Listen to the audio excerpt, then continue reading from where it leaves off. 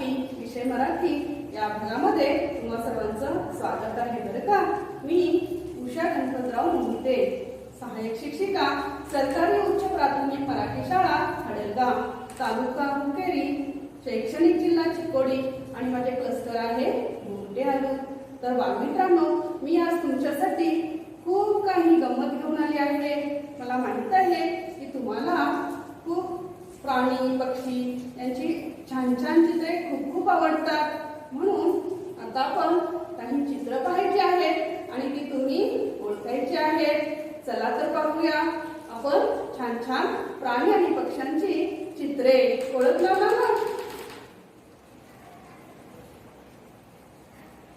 पहा, आपण चित्रे पाहूया आणि ती ओळखूया। सांगा बरं, त्या गोठ्यामध्ये कोण आहे? कोण सांगणार? हो, बरोबर आहे।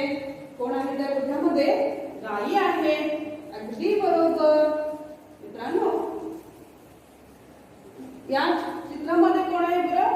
घोडा, बरोबर। तर हा घोडा कुठे राहतो, कोणी सांगाल का? हो हो, बरोबर आहे। घोडा तबेल्यामध्ये राहतो। या चित्रामध्ये माणूस आहे, तर हा माणूस म्हणजे आपण सारे कुठे राहतो विद्यार्थी मित्रांनो? अगदी बरोबर, कुठे राहतो आपण सारे? घरामध्ये राहतो। अगदी बरोबर। तर ओळखा पाहू मुलांनो, हे घरटं कोणाचे आहे? बरोबर, हे घरटे चिमणी पक्ष्यांचे आहे। अगदी बरोबर। आता सांगा पाहू मला या मुलांनो, या झाडांच्या ढोली कोण बरं दिसत आहे तुम्हाला? पोपट, बरोबर। आता हा पोपट तुम्ही आणखी कुठे पाहिलात का? सांगा सांगा। होय, बरोबर आहे। हा पोपट तुम्ही पिंजऱ्यामध्ये सुद्धा पाहिलात, बरोबर आहे। पिंजऱ्यामध्ये सुद्धा पोपट पाळला जातो। हे पोळं कुणाचं आहे बरं? बरोबर, मधमाशीचे। मधमाशीचे हे पोळं आहे, मधाचं पोळं आहे। आता मला सांगा मुलांनो, या फुलांवर कोण बरं बसला आहे? पहा पहा, फुलपाखरू आहे का ते? नाही ना, अगदी बरोबर। तर कोण आहे ते? मधमाशी। फुलांवर कोण बसलेली आहे? मधमाशी बसली आहे। अगदी बरोबर मुलांनो। तर आता आपण काय करणार आहोत? आपल्या मराठी इयत्ता 5वीच्या मराठी पुस्तकातील पान नंबर 20 वरील मधमाशी ही कविता अभ्यासणार आहोत। चला तर मग आपण ही कविता अभ्यासूयात ना? होय, पण बालमित्रांनो, ही कविता अभ्यासण्यापूर्वी आपण काय करूया? मधाविषयी आणि मधमाशीविषयी थोडीशी माहिती जाणून घेऊयात का? हो हो, छान। तर आपण पहिल्यांदा काय करूया? ही कविता अभ्यासण्यापूर्वी थोडी मधमाशी ही कविता अभ्यासणार आहोत। चला तर मग अभ्यासूयात ना? तर ही कविता अभ्यासण्यापूर्वी आपण काय करूया? मधमाशी आणि मधाविषयी थोडंसं जाणून घेऊयात ना? हो, चला तर मग आपण काय करूया? मधाविषयीची थोडीशी माहिती आपण जाणून घेऊया।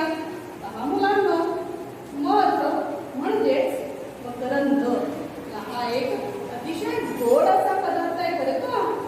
तर या मधाचे आपल्या जीवनात खूप काही उपयोग होतात। मग या उपयोगांची आपण माहिती करून घेऊया। पहा बरं, या मधाचे आपल्याला काय काय उपयोग होतात? तर शरीर निरोगी व बलवान राहण्यासाठी मधाचा आपल्याला उपयोग होतो।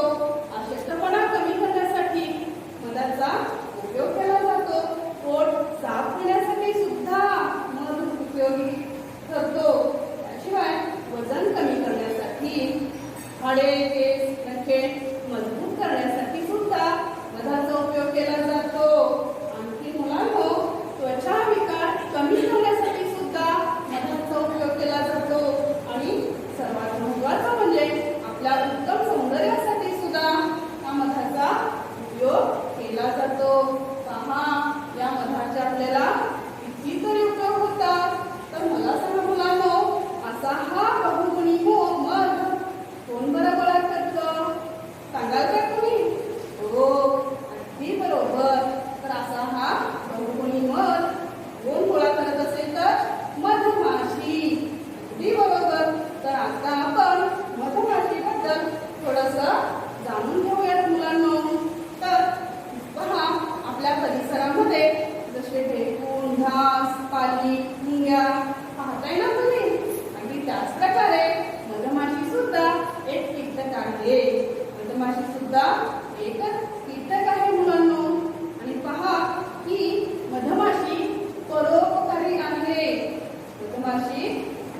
प्रकारांची आणि तर या मधमाशीचे 3 प्रकार पाहायला मिळतात मुलांनो. राणी माशी, नर माशी आणि कामकरी माशी. तर मुलांनो त्याच्या 20,000हून अधिक प्रजाती पाहायला मिळतात. पण त्यापैकी 7च मधमाशा अशा आहेत की ज्या काय करतात, मध गोळा करण्याचं काम करतात. आणि या मधमाशीचे आयुष्य किती आहे माहिती आहे का तुम्हाला? अगदी 20 ते 40 दिवसापर्यंत या मधमाशीचं आयुष्य आहे. या मधाची शेती सुद्धा केली जाते. आश्चर्य वाटतं ना तुम्हाला? होय. तर जशा प्रकारे कुक्कुटपालन, शेळीपालन, मत्स्य व्यवसाय केला जातो आणि त्याप्रमाणे मधाची शेती सुद्धा केली जाते. एका विशिष्ट प्रकारच्या पेट्या तयार केल्या जातात आणि त्या पेट्यांमध्ये असंख्य प्रमाणात मधमाशांचा संग्रह केला जातो आणि त्या मधमाशांतर्फे भरपूर मोठ्या प्रमाणात मध साठवला जातो. पहा मुलांनो, आता आपल्याला मधाविषयी आणि मधमाशीविषयी थोडीफार माहिती मिळाली ना? चला तर मग आपण काय करूया, आता आपल्या कवितेकडे वळूया. चला तर मुलांनो, आता आपण काय करूया, कवितेकडे वळूया. काय करायला पाहिजे, आपण पुस्तक घडायला पाहिजे. चला सर्वजण पान नंबर 20 मधमाशी, पाठ नंबर 6 उघडा पाहू आणि तुमच्या सोबत वही आणि पेन सुद्धा ठेवा. कारण ही कविता अभ्यासताना तुम्हाला काही महत्त्वाच्या नोंदी येतात ना, त्या तुम्ही नोंद करून घ्यायला हव्यात ना? होय. चला तर आपण कविता वाचूया आणि तुम्ही लक्ष द्या बरं का. पाठ 6 मधमाशी. उठुनी सकाळी ती मधमाशी, जाते ती मध मिळवायाशी. थेंबे थेंबे साठवी त्याशी, उद्योगी मोठी. आळस तिसला ठाऊक नाही, सर्व दिवस ती फपते पाही. थंडी ऊन म्हणेना काही, उद्योगी मोठी. गोड गोड मध निवडुनी घेते, थोडा म्हणून मुळीत रुसते. साठवुनी तो जपुनी ठेविते, उद्योगी मोठी. थोडा निघून मिळता घ्यावा, साठा त्याचा नित्य करावा. कोणालाही तो शिकवावा, ठेवा हे चित्ती. तर ही कविता मुलांनो संकलित आहे. ही कविता कोणी लिहिली हे माहित नाही, पण चांगल्या कवितेचा संग्रह केला जातो आणि त्यातून अभ्यासासाठी काही अशा निवडक कविता निवडल्या जातात. त्यातूनच ही कविता घेतलेली. तर मुलांनो, आता ही कविता आपण पाहिली आहे, पण या कवितेमध्ये काही नवीन शब्दार्थ आले आहेत, काही विरुद्धार्थी शब्दार्थ आहेत, काही समानार्थी आहेत. तर शब्दार्थांचा आपण पहिल्यांदा अर्थ समजावून घेऊया. ते सगळे शब्द आपण पहिल्यांदा समजावून घेऊया. तर पहा, या कवितेमध्ये काही नवीन शब्दांचे अर्थ. तिसला म्हणजे तिला, हप्ते म्हणजे राबते, नित्य म्हणजे नेहमी आणि चित्ती म्हणजे मनामध्ये. तर मुलांनो, आता आपण काही समानार्थी शब्द सुद्धा या कवितेतील पाहूया. उद्योगी म्हणजेच मेहनती, दिवस म्हणजेच दिन, मध म्हणजेच मकरंद किंवा गोड पदार्थ, आळस म्हणजे कंटाळा. आता या कवितेत काही विरुद्धार्थी शब्द सुद्धा आले आहेत. चला आता आपण या कवितेतील काही विरुद्धार्थी शब्दांचा अर्थ समजावून घेऊया. पहा, या कवितेतील विरुद्धार्थी शब्द. उद्योगी या शब्दाचा विरुद्धार्थी शब्द आहे निरुद्योगी. आळस या शब्दाचा विरुद्धार्थी शब्द आहे कामसू. दिवस या शब्दाचा विरुद्धार्थी शब्द आहे रात्र. आणखी गुण या शब्दाचा विरुद्धार्थी शब्द आहे दुर्गुण किंवा दोष.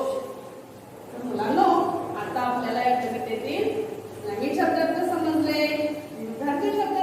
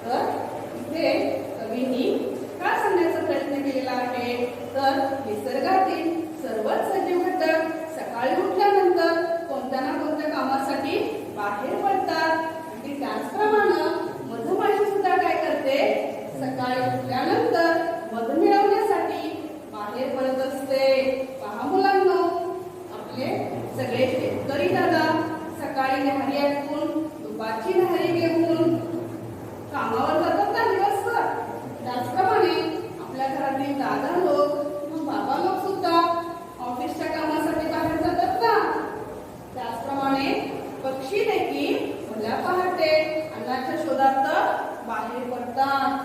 अगदी त्याचप्रमाणे मधमाशी काय करते, सकाळी उठल्यानंतर मध मिळवण्यासाठी ती बाहेर पडते. आणि ही मधमाशी कशा प्रकारे मध मिळवते, अगदी थेंबाने ही मध गोळा करते. फुलातील मधुर रस मकरंद ती शोषून घेते आणि आपल्या मधाच्या पोळ्यामध्ये ती साठवते. इथं कवींनी या मधमाशीचा चिकाटी हा गुण दाखवलेला आहे. पहा, दिवसभर ती मध गोळा करण्याच्याच कामात व्यस्त असते आणि म्हणून कवींनी तिला काय म्हटलेलं आहे, उद्योगी असं म्हटलेलं आहे. चला तर आपण पुढच्या कव्यामध्ये कवींनी काय सांगितलेलं आहे, मधमाशीचे कोणते गुण वर्णन केलेले आहे पाहूयात ना. पहा, आळस तिसला ठाऊक नाही, सर्व दिवस ती खपते पाही, थंडी ऊन म्हणे ना काही, उद्योगी मोठी. मुलांनो, मला सांगा आता, आळस म्हणजे काय, कंटाळा. बरोबर आहे. तर या मधमाशीला कंटाळा माहीतच नाही मुलांनो. इतकं ती काम करते की तिला थंडी ऊन या गोष्टीचा सुद्धा फरक पडत नाही. ती सतत कामात असते. पहा, आपल्या घरी आपली आई किती दिवसभर काम करत असते, त्याचप्रमाणे आपल्या सीमेवरचे सैनिक, पहा, आपल्या सीमेवरचे सैनिक दिवस रात्र अहोरात्र आपल्या सीमेचं रक्षण करतात. त्यांना विश्रांती ठाऊक आहे का, नाही. त्याचप्रमाणे डॉक्टर्स लोक सुद्धा बाळांनो किती आजारी लोकांची सेवा करतात, त्यांचा उपचार करतात. पहा, आता अलीकडचंच उदाहरण घ्या. कोविड-19 मध्ये डॉक्टर्स लोकांनी अहोरात्र काम केलेलं आहे. अहोरात्र पेशंटची सेवा केलेली आहे, त्यांच्यावर उपचार केलेले आहेत. त्यांना ना विश्रांती ना जेवणा खाण्याला वेळ मिळालेला आहे. तर समाजामध्ये असे जे काही सतत काम करणारे घटक आहेत, अगदी त्याप्रमाणेच मधमाशी काय करते मुलांनो, दिवसभर कामातच व्यस्त असते. ही आपलं मध गोळा करण्याच्याच कामात दंग असते आणि तिच्यावर ना उन्हाचा परिणाम होतो ना थंडी, या कुठल्याही गोष्टीची ती कदर न करता काम करते. तर इथं कवींनी काय सांगितलेलं आहे, तर परिश्रम, मधमाशीकडून परिश्रम करणे, कष्ट करणे, काम करणे या गुणांचा आपण तिच्याकडून आदर्श घ्यायला हवा असे कवी म्हणतात.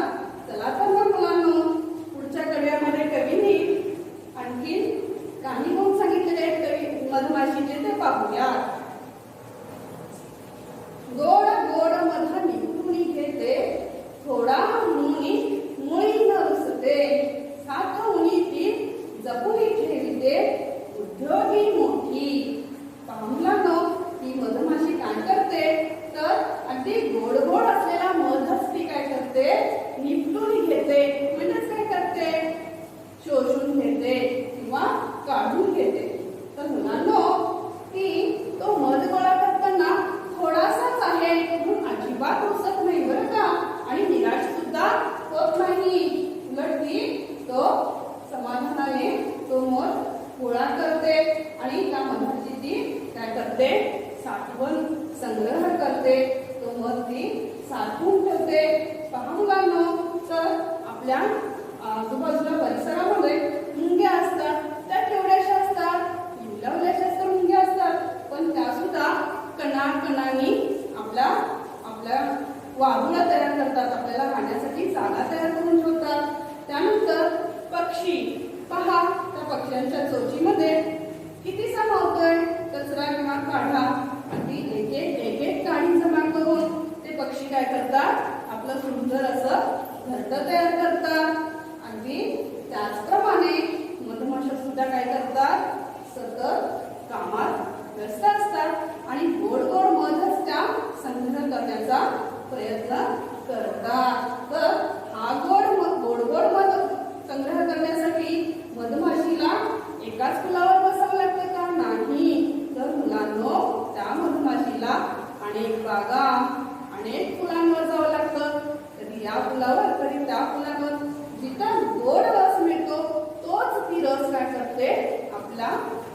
ओलावा ते शोषून घेते आणि आपल्या पोळ्यामध्ये आणून साठवते.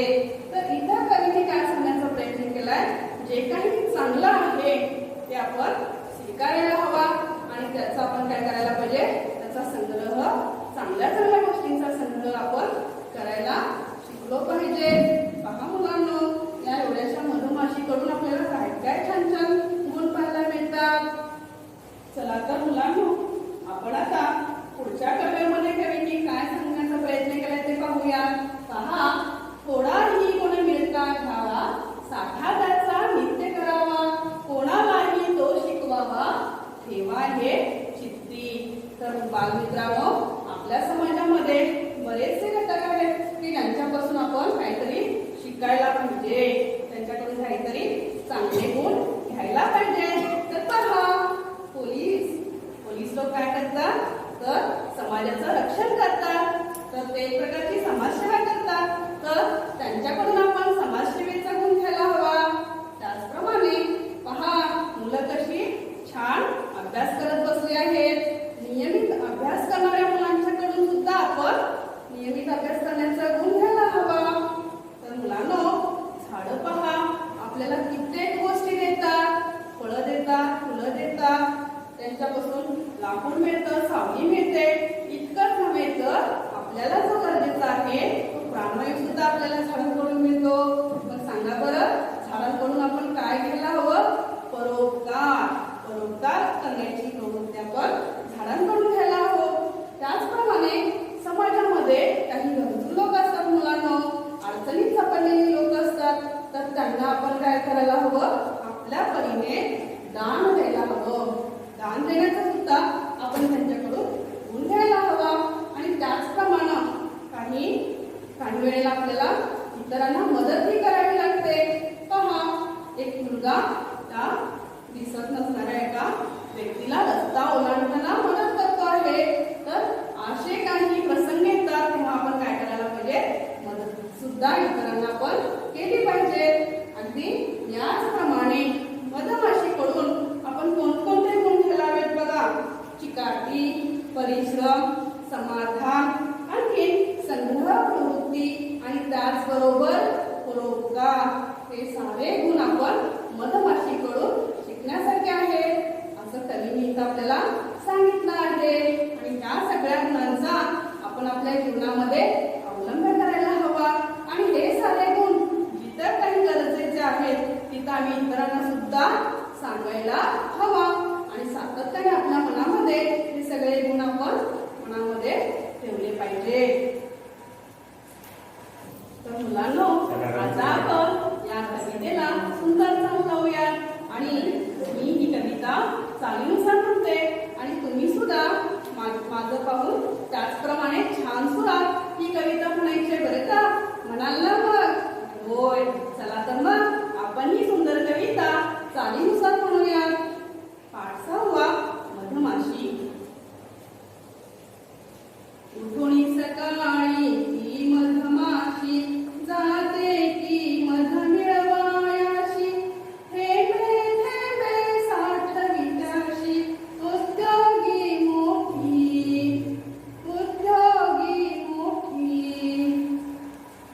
आळस तिजला ठाऊक नाही, सर्व दिवस ती